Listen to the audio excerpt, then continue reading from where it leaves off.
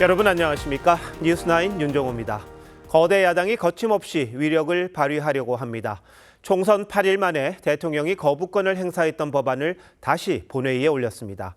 검찰에 대해서는 술판이 있었다는 주장을 계속하면서 검찰청과 구치소를 항의 방문했습니다. 또 국회가 법을 통해 행정권까지 대신하려는 움직임도 눈에 띕니다. 21대 국회 후반 내내 정부와 충돌하던 모습을 다시 보는 듯합니다. 22대 국회는 지금보다 더 강하게 선명성 경쟁을 이어갈 걸로 보이는데 우리 국민들이 앞으로의 국회에 기대하는 모습, 과연 이런 것일지 생각이 많아집니다.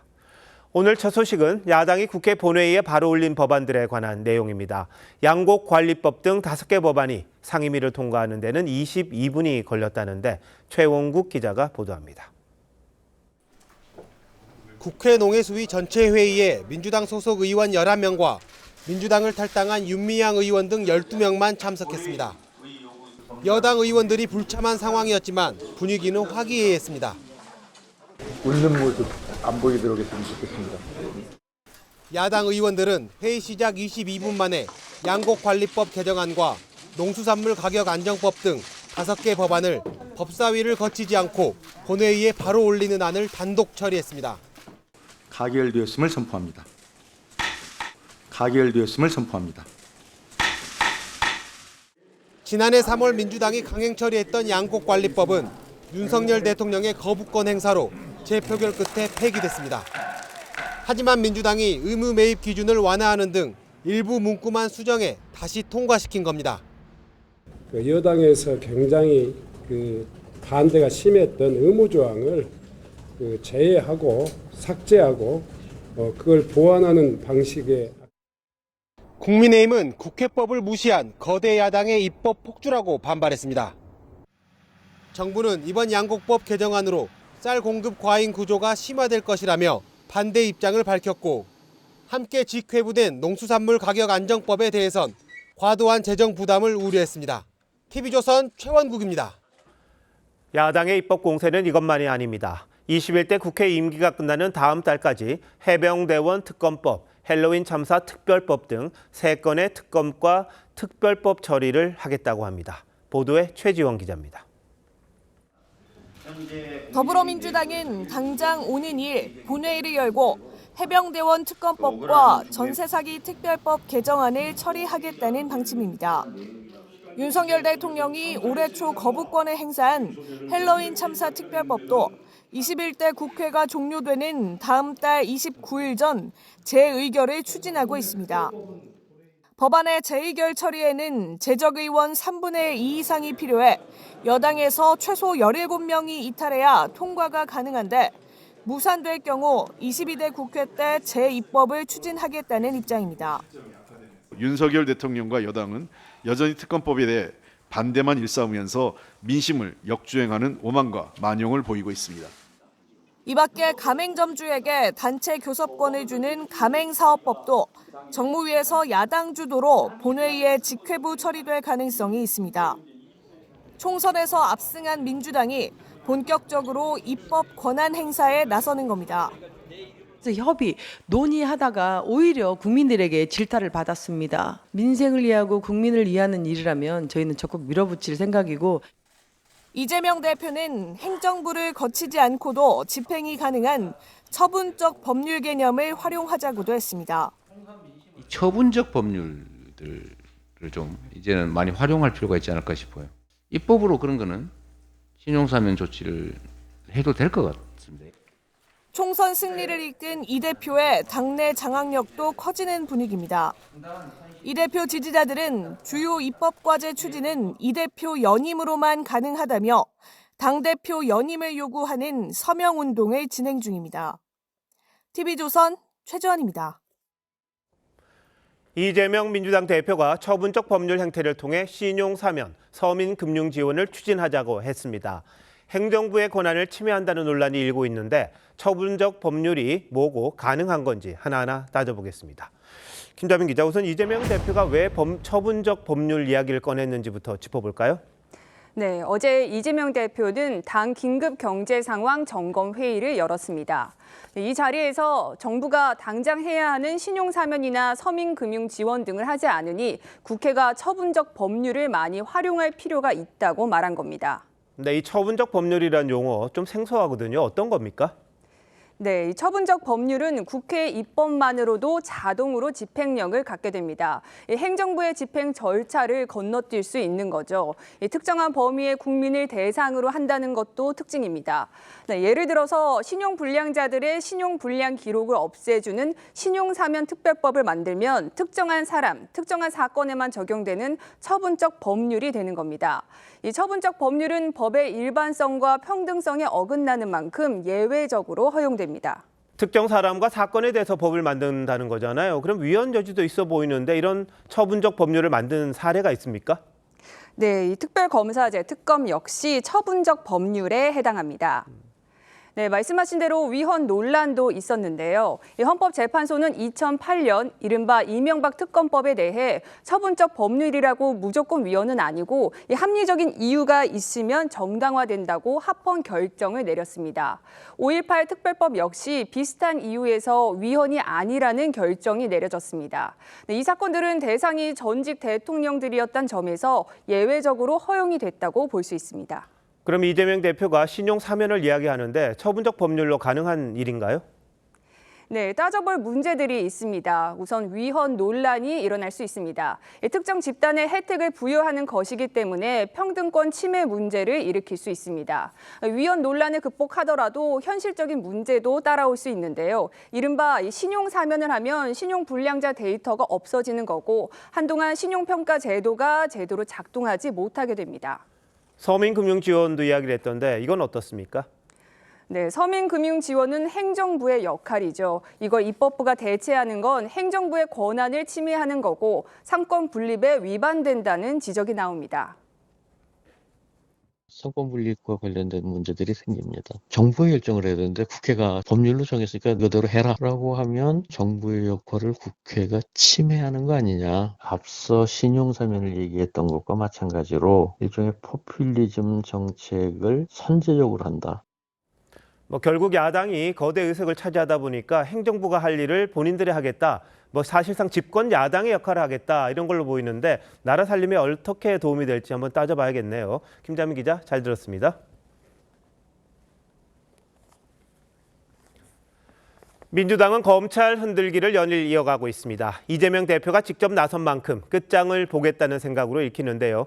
이화영 전 경기부지사의 술판 회유 주장을 진실이라고 규정한 채 수원지검과 수원구치소, 대검찰청을 잇따라 방문하며 총공세에 나섰습니다.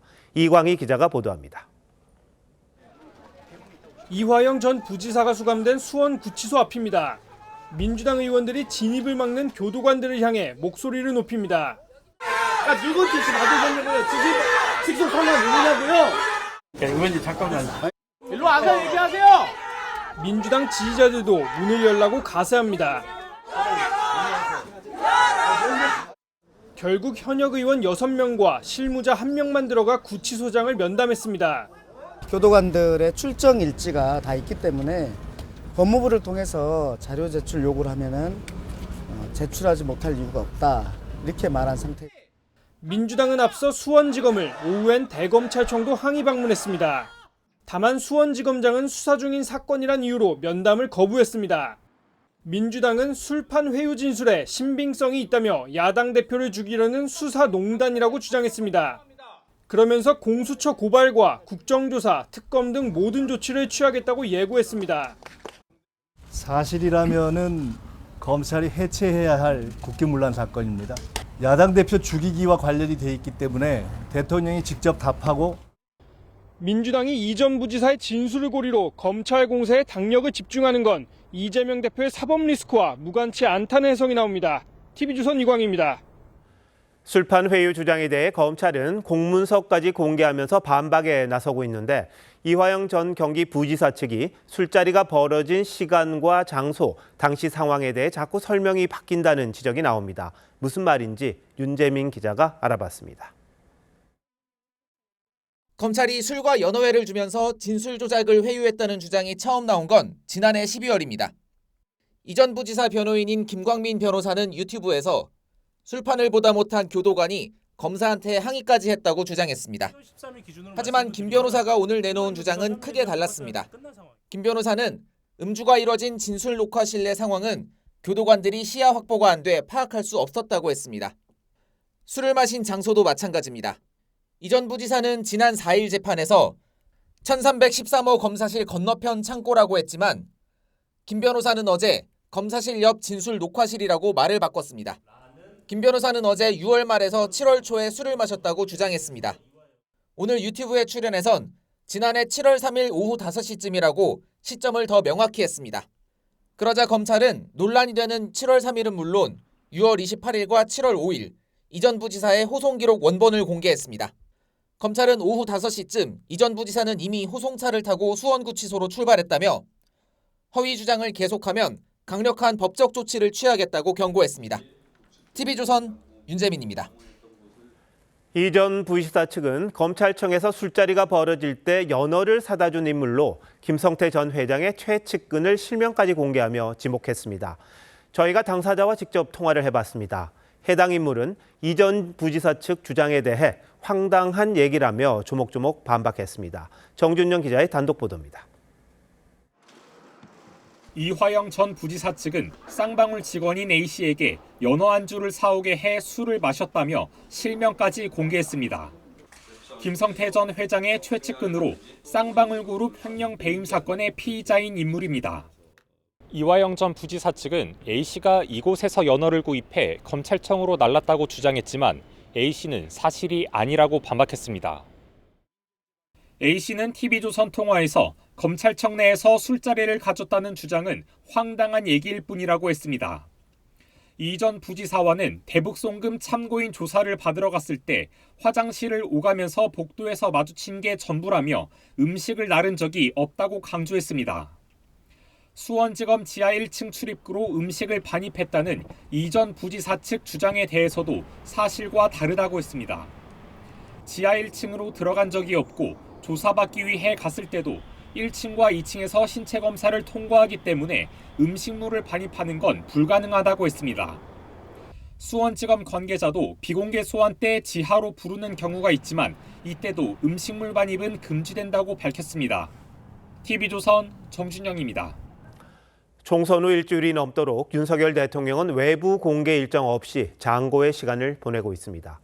국정 쇄신을 위한 인적 개편이 중요한 변곡점이 돼야 하기 때문인데 하마평만 무성한 비서실장 인선이 어긋나면서 원점에서 재검토하고 있는 것으로 알려졌습니다.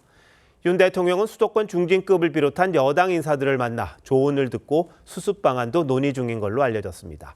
황선영 기자입니다. 윤석열 대통령이 총선 이후 권영세 의원을 비롯한 수도권 당선자들을 비공개로 만나 인적 쇄신과 수습 방안 등에 대한 대화를 나눈 것으로 전해졌습니다. 여권 관계자는 윤 대통령이 당분간 당선인은 물론 낙선인과 선거 당시 지도부 인사들까지 만남을 이어가며 국정에 대한 조언을 들을 계획이라고 했습니다. 다만 당사자들은 조심스러운 반응입니다. 수도권의 한 중진급 당선인은 만남을 부인했고 권 의원은 긍정이나 부정 대신 소통을 하고 있다고 했습니다. 이제 5선 중진으로서 우리 정부의 성공에 대해서 책무가 분명히 있는 사람인 만큼 어떤 위치에 있든 없든 적극적으로 할 생각입니다. 윤 대통령은 그제 저녁엔 홍준표 대구시장과 만찬을 했는데 이 자리에서 홍 시장은 김한길 총리와 장제원 비서실장 인선을 추천했습니다. 대통령실은 이번 주말까진 새 비서실장 인선을 마무리하겠다는 계획이지만 늦춰질 가능성도 있습니다. 여권 고위 관계자는 인선을 사실상 원점 재검토해야 하는 오리무중 상황이라고 분위기를 전했습니다. 윤 대통령의 인적 개편이 다음 주까지 지연될 경우 여론 반등 동력이 더욱 떨어질 거란 우려가 나옵니다. TV조선 황선영입니다. 해외에 머물고 있는 박영선 전 장관이 국무총리 발탁설에 대해 처음으로 입장을 밝혔습니다. 양극단 대결 정치에 아쉬움을 드러내면서 협치가 필요한 시기라고 말한 건데 총리직을 수용할 수 있다는 의지를 간접적으로 드러낸 거란 해석입니다. 조성호 기자의 보도입니다. 현재 일본에 체류 중인 박영선 전 중소벤처기업부 장관이 SNS에 올린 글입니다. 지금은 너무도 중요한 시기여서 협치가 기묘하다며 영국 작가 찰스 디킨스의 두 도시 이야기 서문을 인용해 양극단의 형태로만 그 시대를 평가하려 든다고 적었습니다. 총리 발탁설이 나온 상황에서 박 전 장관이 협치를 강조한 걸 두고 총리 후보직에 대한 수용 의지를 보인 것 아니냐는 해석이 나옵니다. 윤석열 총장과 다른 후보와의 관계를 봤을 때 저하고 가장 편하게 연락할 수 있는 사람일 겁니다. 하지만 박 전 장관 측은 윤석열 대통령과 이재명 대표의 영수회담이 먼저 이뤄져야 한다는 의미라며 총리 수용 여부는 그 이후에나 검토할 문제라고 설명했습니다. 민주당에선 박 전 장관이 총리직에 부정적인 걸로 안다며 야당을 분열시키려는 의도란 반발이 연이틀 나왔습니다. 당사자인 박영선 전 장관도 불쾌하다는 말씀들을 또 하는 것 같고. 박 전 장관은 이르면 주말쯤 귀국할 계획인데 민주당 출신 총리 기용에 대해 보수 진영에서 부정적 시각도 있는 만큼 여권 내부 기류도 변수가 될 수 있습니다. TV조선 조성호입니다. 국민의힘이 총선에서 패배하고도 무기력한 모습만 보인다는 지적이 이어지자 수도권 당선인들이 패배의 원인을 짚어보는 세미나를 열었습니다. 총선 전략이었던 이른바 이재명 조국 심판론이 설득력을 얻지 못했다는 지적과 함께 당의 주류를 혁파해야 한다는 주장까지 나왔다고 합니다. 최민식 기자가 취재했습니다. 수도권에서 5선에 성공한 국민의힘 윤상현 의원은 보수 재건을 주제로 한 토론회에서 참패한 당에 위기의식이 없다고 비판했습니다. 192석을 야권에다가 갖춰 바친 거 아닙니까? 그러고도 이렇게 한가해 보일 수가 있느냐. 윤 의원은 총선 패인과 관련해 이재명 조국 두 대표를 겨냥한 소위 2조 심판론이 설득력을 얻지 못했다고 분석했습니다. 집권 여당은 민생 정책과 공약으로 승부를 봤어야 했다는 겁니다. 또 지난해부터 수도권 위기론을 주장했지만 영남 지도부가 귀 기울이지 않았다고 지적했습니다. 영남 중심당의 한계, 우리 당 지도부, 국회의원, 우리 핵심 있는 사람들을 폭파시켜야 될 때입니다.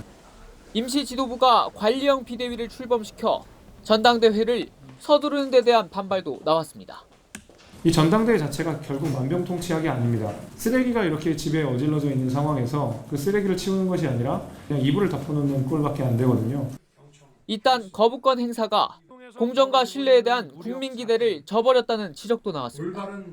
그 공정함에 대한 신뢰관계가 깨졌기 때문이라고 전생합니다. 결국 가장 중요한 것은 법 앞에 만인은 평등하다는 민주공화정의 가치를 되살리는 일이라고 생각합니다. 김재섭 당선인을 포함해 수도권에 출마했던 3040 세대 정치인 9명은 민심을 전달하는 가교 역할을 하겠다며 천목회라는 소장파 모임을 만들었습니다. TV조선 최민식입니다.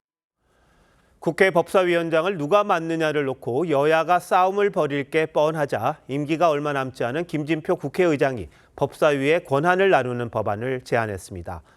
그러자 친명 지지자들이 어차피 가져올 법사위원장의 권한을 왜 줄이냐며 김 의장을 비판합니다. 무슨 일인지 신유만 기자가 알려드립니다. 김진표 국회의장이 이틀 전 국회 법제사법위원회에서 법제위원회를 분리하는 것을 핵심으로 하는 법안을 대표 발의했습니다. 다른 법안과 상충되는 부분은 없는지, 법안에 사용된 단어는 적절한지 등을 심사하는 권한을 법제위로 분리하는 동시에 심사 기간을 30일로 명시해 법안 뭉개기를 방지하자는 내용도 담겼습니다. 법사위는 다른 상임위 법안의 최종 심사를 맡아 옥상옥이란 지적과 함께 여야가 반드시 가져와야 하는 막강한 상임위로 인식돼 왔습니다. 민주당 역시 법사위원장을 여당에 넘겨줬던 21대 국회 후반기 때 같은 주장을 했었습니다. 상원도 아닌 법제사법위원회가 월권을 행사하지 못하도록 하고, 하지만 총선 압승으로 법사위를 비롯해 모든 상임위원장을 가져오자는 주장까지 나오면서 강성 지지층 사이에선 반발이 나왔습니다. 국회의장이 국회 마비시키는 헛짓거리를 한다. 역시 악질 수박이었다는 비판을 쏟아낸 겁니다. 수박은 비명계를 낮춰 부르는 은어입니다. 친명 지도부도 총선을 크게 이긴 시점에 추진할 내용이 아니라는 반응을 보였습니다. 김 의장 측은 1년 전부터 준비한 법안이라며 국회 발전을 위해 내놓은 마지막 법안을 정략적 시선으로만 보는 것 같아 씁쓸하다고 말했습니다. TV조선 신유만입니다. 총선에서 패배하고도 수습책도 찾지 못한다는 국민의힘에서 차기 당 대표를 뽑는 규칙, 그러니까 전당대회 룰을 바꿔야 한다는 이야기가 먼저 나오고 있습니다. 아직 새 비상대책위원회도 출범하지 않았는데 왜 이런 주장이 나오는 건지 정치부 이태희 기자와 짚어보겠습니다. 자, 이 기자, 지난번에도 국민의힘이 전당대회 때 룰 바꾸는 걸로 상당히 홍역을 치렀던 걸로 기억이 나네요. 그렇습니다. 말씀하신 대로 국민의힘은 지난 3월 열린 전당대회를 앞두고 당원 70%, 일반 국민 30%를 반영하는 당대표 선출 규정을 당원 100%로 바꿨습니다. 그런데 이번 총선을 통해 여당이 중도층 민심을 제대로 반영하지 못하고 있다는 문제가 드러난 만큼 이 룰을 다시 바꿔서 민심이 더 반영된 지도부를 만들자, 이런 주장이 나오는 겁니다. 그러니까 일반 국민, 그러면 아무래도 민심 비율을 늘리다 보면 수도권 중진들이 더 유리한 상황이다, 이렇게 봐야 하나요? 그렇습니다. 국민의힘은 아무래도 영남권 당원 비중이 높기 때문에 당원 100%보다는 일반 국민 여론을 반영하는 게 유리할 수밖에 없습니다. 실제로 일반 국민 여론을 반영하는 식으로 룰을 바꾸자고 주장하고 있는 건 경기 분당의 안철수, 인천의 윤상현 의원 등 주로 수도권 인사들입니다. 험지인 서울 도봉에서 당선돼 당권 주자로 부각된 김재섭 당선인도 당이 정치 동아리는 아니지 않냐면서 당대표 선출에 전 국민이 함께 해야 한다고 했습니다. 그럼 당연히 영남권 인사들은 반대하겠네요. 네, 경남 양산의 김태호 의원은 당대표는 당심으로 뽑는 게 맞다, 이런 입장을 밝혔습니다.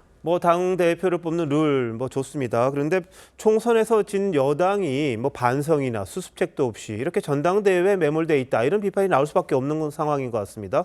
맞습니다. 4년 전 미래통합당은 총선 패배 백서를 제작했고 또 6년 전 자유한국당은 지방선거 패배 뒤 무릎을 꿇고 반성문을 낭독했습니다. 물론 쇼라는 지적도 컸지만 이번에는 이런 쇼조차 없다는 비판이 나옵니다. 물론 전당대회 룰에 민심을 더 반영하느냐 아니냐, 이런 논쟁은 도로 영남당이란 평가가 나오는 국민의힘의 쇄신의 단초가 될 수는 있습니다.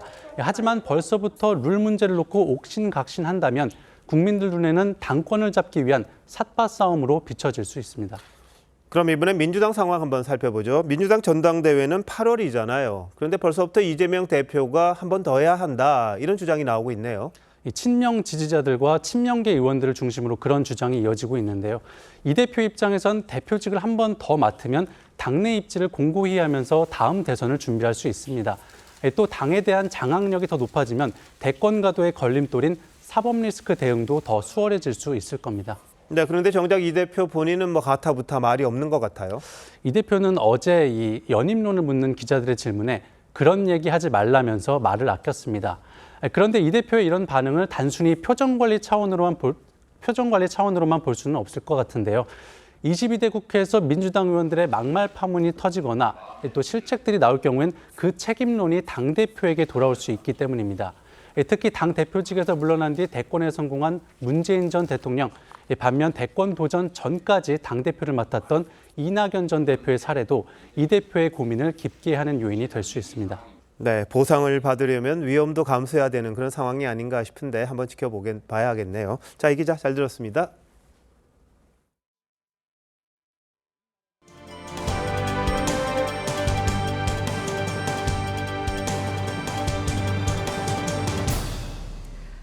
전공의의 이탈 사태가 곧 석 달 차로 접어듭니다. 정부와 의료계가 접점을 찾지 못하는 상황에서 의정 갈등은 이달 말 한층 더 격화할 조짐입니다. 일주일 뒤에는 의대 교수들의 사직 효력이 발생하게 되고 각 대학의 의대 증원 계획은 승인 초읽기에 들어가게 됩니다. 정부는 이를 앞두고 전공의들을 업무방해 혐의로 고발하는 방안까지 검토한 것으로 알려졌습니다. 배상윤 기자의 단독 보도입니다. 정부는 오늘도 의료개혁 의지를 강조하며 전공의 처우 개선 등을 약속했습니다. 연일 대화를 촉구하고 있지만 사태는 석 달 차로 장기화되고 있습니다. 이에 정부는 면허 정지 외에 다른 법적인 대응 수단도 검토 중입니다. 전공의들이 일방적으로 병원을 이탈함으로써 병원 업무를 방해했다고 보고 고발안은 아닙니다. 실제 정부는 지난달 일부 전공의들에 대한 고발 조치를 검토했지만 윤석열 대통령이 이른바 유연한 처분을 강조하며 철회한 것으로 알려집니다. 대화와 타협을 통한 복귀가 최우선이지만 국민들 피해가 막대한 지경에 이를 경우 고발 카드가 적용될 가능성도 배제할 수 없을 것으로 보입니다. 업무방해죄가 성립하려면 위계나 위력에 의해 타인의 업무를 방해하였다는 점이 증명되어야 합니다. 병원을 속이거나 위력을 행사한 병원을 상대로 한 소송 움직임도 나옵니다. 지금 가장 큰 문제가 병원이에요, 병원. 그만둔 사람으로 인해서 상당히 병원이 지장을 받고 있잖아요.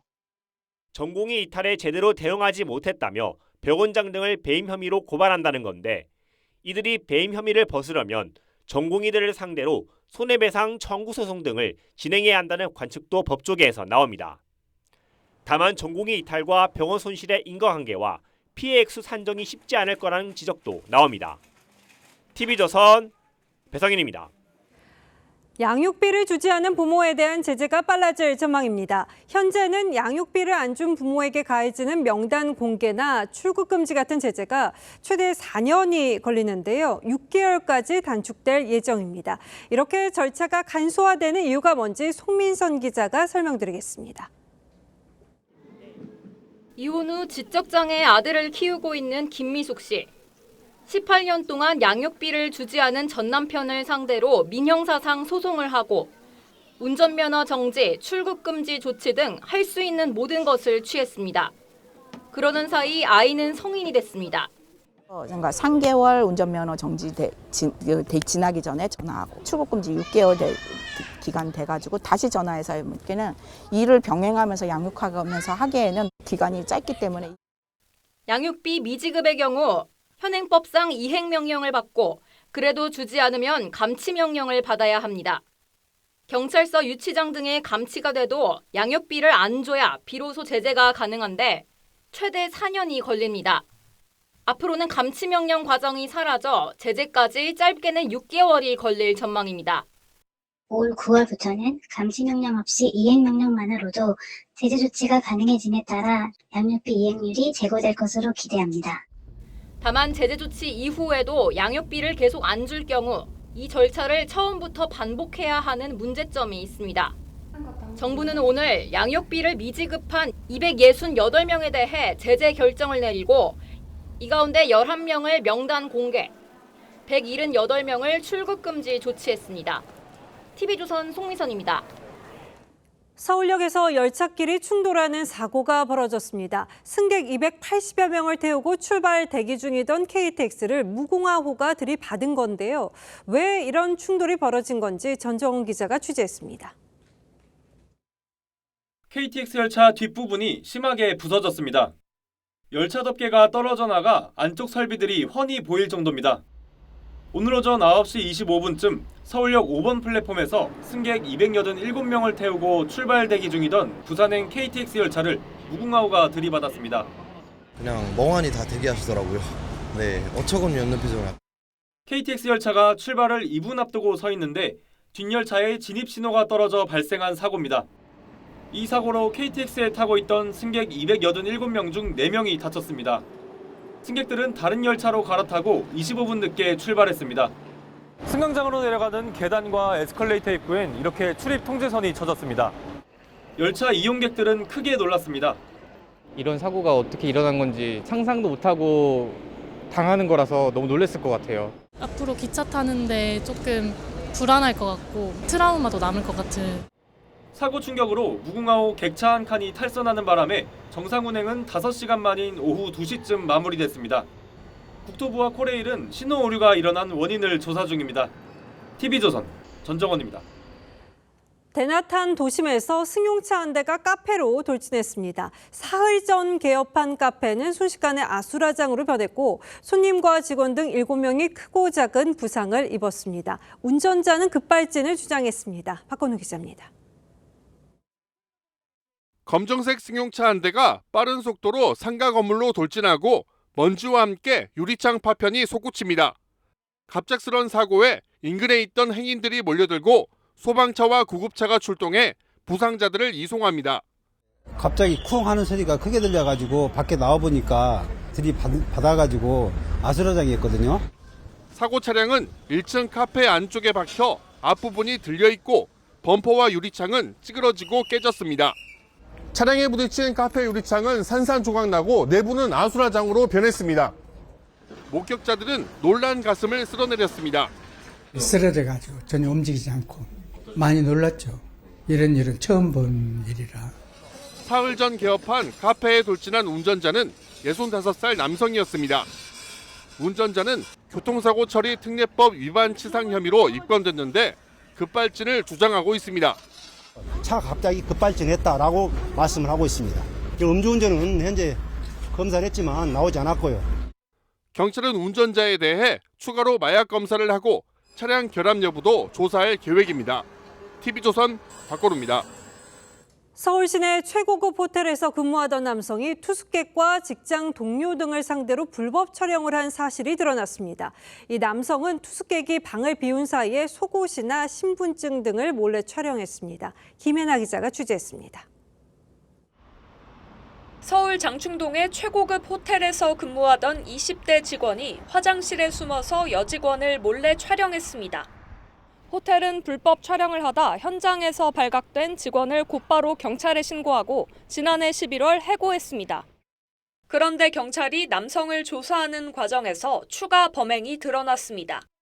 이 남성은 고객의 짐을 객실로 옮겨주는 벨맨으로 1년 이상 일했고 모든 객실 문을 열 수 있는 마스터키를 갖고 있었습니다. 이 열쇠를 이용해 남성은 여러 객실에 무단 침입했고 투숙객들의 속옷과 신분증 등을 촬영한 걸로 알려졌습니다. 경찰은 이 남성을 불법 촬영과 주거 침입 혐의로 입건하고 수사 중이라고 밝혔습니다. 개인 객실에 대해서는 함부로 들어갈 수가 없게 돼 있어요. 투숙객의 의사에 반하잖아요. 방실 침입이라고 하거든요. 호텔 측은 개인의 일탈을 막는 데 한계가 있었다며 향후 예방 교육을 강화하고 직원들의 마스터키 이용 기록을 전산화하겠다고 밝혔습니다. TV조선 김예나입니다. 경기도 오산의 한 오피스텔에 경찰 특공대가 출동했습니다. 이 경찰이 이웃의 택배를 상습적으로 훔친 혐의로 40대 여성을 체포하려고 하자 여성이 집에 불을 지르겠다면서 저항한 건데요. 구자영 기자입니다. 건물 옥상에 로프를 고정한 경찰 특공대가 하강을 준비합니다. 열린 창문으로 경찰이 진입하려던 때 40대 여성이 괴성을 지르며 14층 창문 밖으로 도망가려다 그대로 제압됩니다. 현관문을 개방한 경찰도 곧장 방 안으로 진입했습니다. 에어 매트리스 같은 거 설치해서 갑자기 큰 소리가 나가지고 창문 아래는 행인들이 오가는 보행로와 상가가 있어 큰 사고로 이어질 수도 있었습니다. 특공대가 출동한 건 절도 용의자인 여성이 경찰에 저항하며 집에 들어오면 불을 지르겠다고 협박했기 때문입니다. 여성이 상자에 불을 붙였지만 다행히 금방 꺼졌습니다. 소동을 벌인 여성은 이웃에 배달된 식품, 자전거 등의 택배를 훔친 혐의를 받고 있습니다. 이렇게 큰데 어떻게 가져갔지 해가지고 그냥 같은 집인 줄 알았어요. 여성의 집에서는 택배 상자 30여 개뿐 아니라 주소 스티커가 떨어진 상자들도 발견됐습니다. CCTV에서 피해자를 특정하게 됐는데 그 집안에 검거할 때 보니까 타인의 택배가 그대로 있는 거예요. 경찰은 여성에 대해 상습 절도 혐의로 구속영장을 신청할 계획입니다. TV조선 구자영입니다. 세계 최대 온라인 쇼핑몰 미국 아마존이 한국 소비자를 대상으로 무료 배송 카드를 꺼내들었습니다. 우리 돈 6만 7천 원 이상 주문하면 배송비가 무료입니다. 이 알리와 테무 등 한국 시장 공략에 나선 중국 업체에 대한 대응으로 해석되는데 이 쿠팡 등 우리 온라인 쇼핑몰은 마음이 급해집니다. 이정현 기자입니다. 세계 1위 온라인 쇼핑몰인 아마존 사이트. 한국으로 무료 배송한다는 광고 배너가 떠 있습니다. $49, 우리 돈 6만 7천 원 이상을 주문하면 됩니다. 지금까지 한국 소비자가 아마존에서 물건을 구매하려면 제휴를 맺은 국내 이커머스 업체를 통하거나 수수료를 내고 현지 배송 대행사를 이용해야 했습니다. 배송료도 부담이 많이 되고 그런데 배송료가 일단 무료가 된다고 하니까 많이 선택하게 되는 계기가 되지 않을까 합니다. 최근 우리 시장에서 국내외 이커머스 업체들의 경쟁은 더 치열해지고 있습니다. 초저가를 앞세운 알리와 테무 등 중국 업체들이 점유율 2, 3위에 올랐고 국내 1위 업체 쿠팡이 멤버십 요금을 60% 가까이 올리자 이탈하는 소비자를 잡기 위한 멤버십 할인 경쟁도 벌어지고 있습니다. 못해도 한 5% 정도는 다른 플랫폼으로 이제 옮겨가지 않을까라고 보고 있고, 다른 업체들한테는 기회인 거고, 기회를 잡기 위해서 사생결단을 하고 있는 거라고. 다만 아마존의 무료 배송 대상 품목이 한정적인 데다 최근 환율까지 올라 아마존의 한국 공략이 당장 국내 이커머스 시장에 큰 영향을 주지 못할 거란 전망도 나옵니다. TV조선 이정현입니다.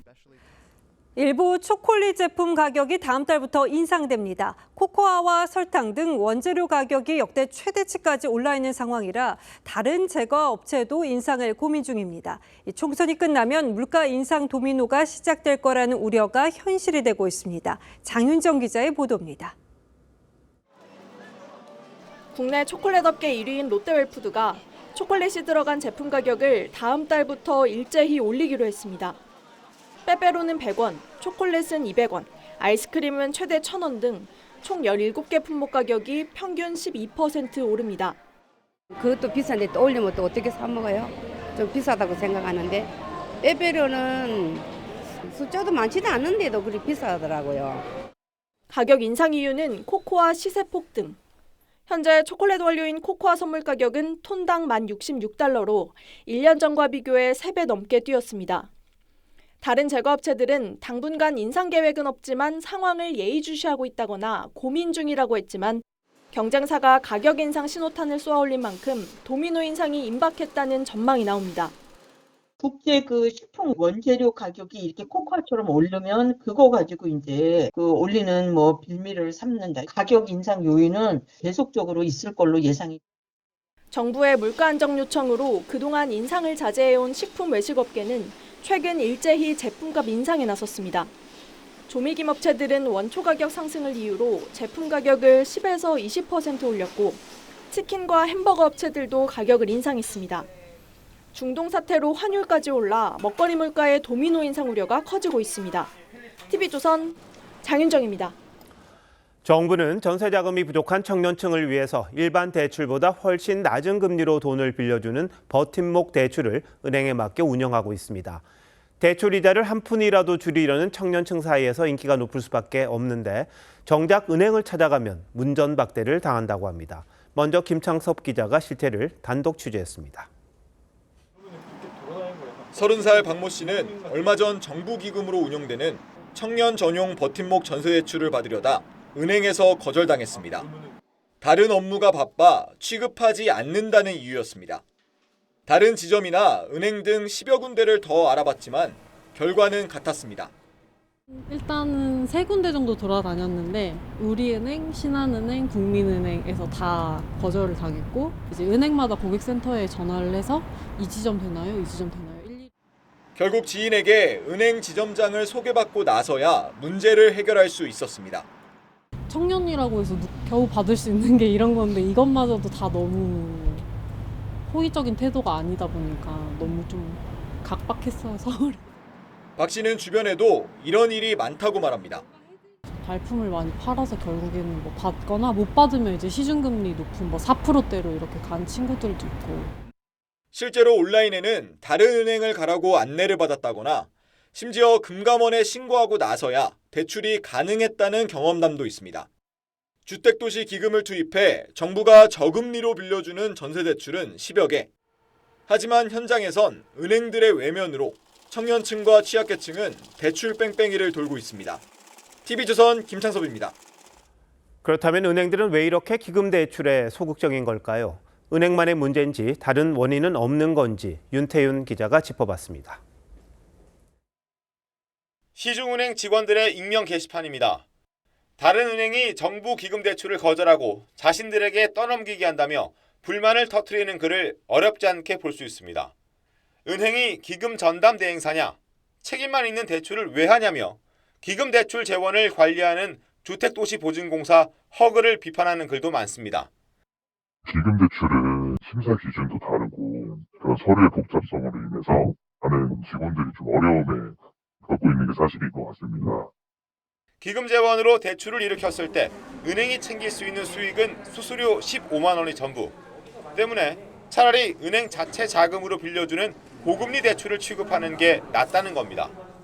대출을 통해서 오는 수익은 일회성이고 한정적이고 은행 대출로 한다라고 하면은 계속해서 저희가 이제 이자 수익을 할 수 있는데 기금 자금이 소진되면 은행 돈을 쓰기도 하는데 시장 금리와 정책 금리 차이를 정부가 보전해 주지도 않습니다. 재정이 한정돼 있다 보니까 모든 금리 차에 대해서 다 해주지는 못한다. 은행은 기금 대출을 할수록 손해를 보는 구조인 겁니다. 은행들이 충분히 이러한 정책금융을 활용할 수 있도록 인센티브를 주는 게 가장 중요하다. 시중은행의 사회적 책임인식과 함께 정부 정책 효과가 서민들에게 골고루 퍼질 수 있도록 은행을 유인하는 대책도 절실해 보입니다. TV조선 윤태훈입니다. 자동차 업계가 사람을 닮은 인간형 로봇 개발에 열을 올리고 있습니다. 이 자동차 생산 라인을 이런 로봇으로 대체하고자 하는 거죠. 현대자동차가 오늘 경쟁사보다 한 차원 높은 휴머노이드 로봇을 공개했는데요. 테슬라 CEO 일론 머스크가 자사 로봇 옵티머스와의 대결을 신청했습니다. 유혜림 기자입니다. 바닥에 누운 로봇이 다리를 머리 쪽으로 꺾더니 벌떡 일어납니다. 머리는 물론 상체와 하체 모두 자유자재로 회전합니다. 현대차 자회사인 보스턴 다이내믹스가 개발한 인간형 로봇 아틀라스의 신형 모델입니다. 사람과 흡사하게 움직이던 기존 로봇 성능을 한 단계 높여 사람보다 더 유연하게 움직일 수 있습니다. 보스턴 다이내믹스는 아틀라스를 현대차 공장에 투입해 테스트할 계획이라고 밝혔습니다. Well, the dream of humanoids is that they should be able to do all of the things that we do, right? A humanoid robot will be well suited for applications like manufacturing. 아틀라스의 모습이 공개되자 일론 머스크 테슬라 CEO는 자사 휴머노이드 로봇인 옵티머스와 겨뤄보자며 대결을 신청했습니다. 앞서 테슬라는 계란을 옮기고 빨래를 개는 등의 섬세한 작업이 가능한 옵티머스를 공개하며 전기차 공장에 투입하겠다고 예고했습니다. BMW도 오픈 AI가 투자한 로봇 개발사 피규어의 인간형 로봇을 미국 사우스캐롤라이나 공장에 배치해 테스트할 계획입니다. 사람을 대신해서 24시간 쉬지 않고 할 수가 있기 때문에 비용을 낮추는 데 상당히 중요한 역할을 할 것으로 보고 있습니다. 골드만삭스는 빠르면 내년부터 자동차 공장에 인간형 로봇이 도입될 것으로 내다봤습니다. TV조선 유혜림입니다. 세계 최대 규모 선거로 불리는 인도 총선이 내일부터 시작됩니다. 인구가 14억 명에 달하다 보니까 유권자 수도 어마어마합니다. 6주에 걸쳐서 투표가 진행될 정도인데요. 집권 여당의 승리가 전망됐습니다. 김주영 기자가 인도 총선을 소개합니다. 유권자 수 9억 7천만 명.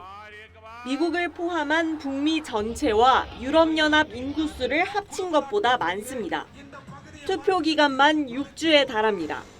워낙 땅이 넓고 인구수가 많아 인도 전역을 7개 구역으로 나눠 투표를 해야 합니다. 투표소는 105만 곳, 투표 관리를 위해 1,500만 명의 공무원이 투입됩니다. 투표소 설치를 위해 헬리콥터 보트는 물론이고 낙타나 코끼리까지 동원됩니다.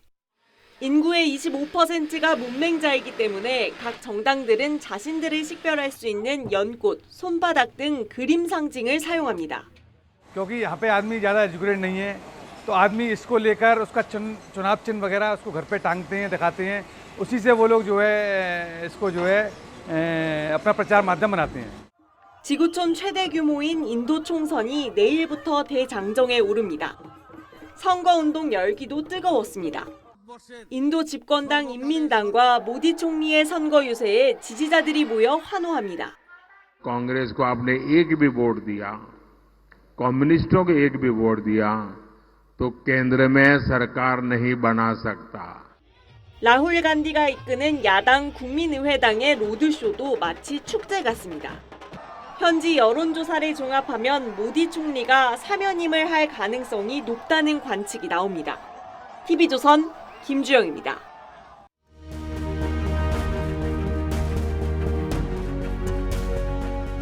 (1980년) 미국 공화당 대선 후보 경선은 치열했습니다. 서부의 카우보이 레이건과 워싱턴의 정치 귀족 부시가 뒤엉켜 싸웠습니다.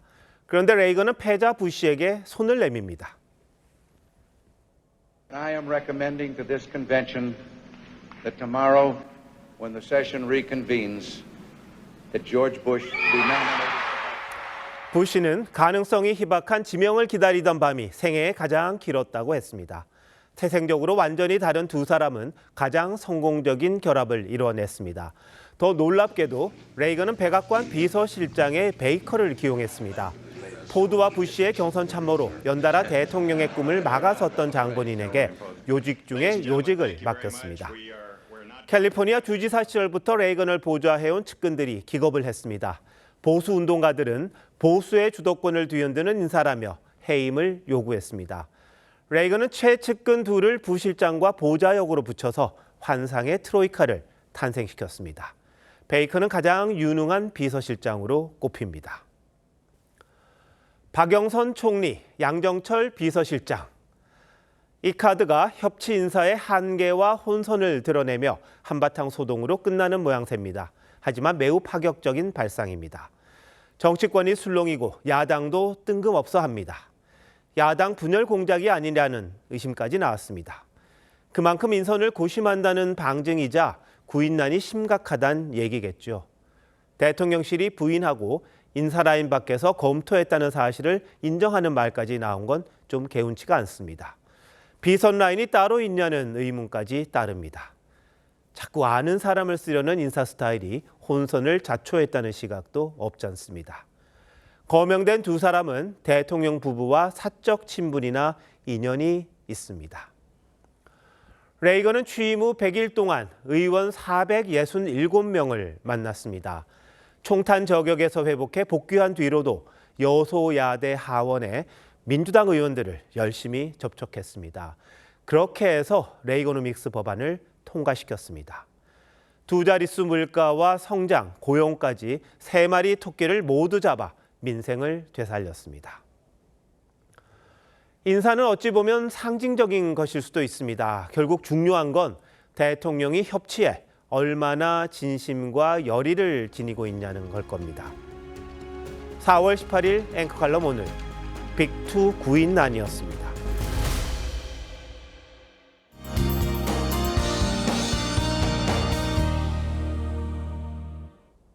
벌써 사흘째 황사의 영향이 이어지고 있습니다. 오늘 미세먼지 농도가 매우 나쁨 수준까지 올랐던 대구도 또 부산의 도심도 먼지에 갇힌 모습인데요.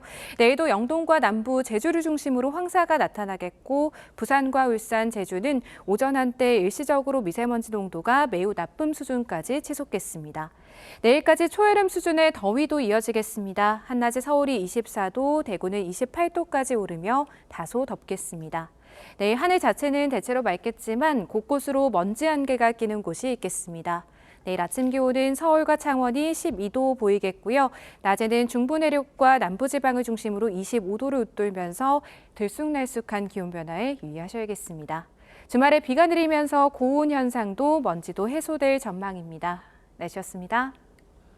4월 18일 목요일 뉴스9 마칩니다. 시청해주신 여러분 고맙습니다.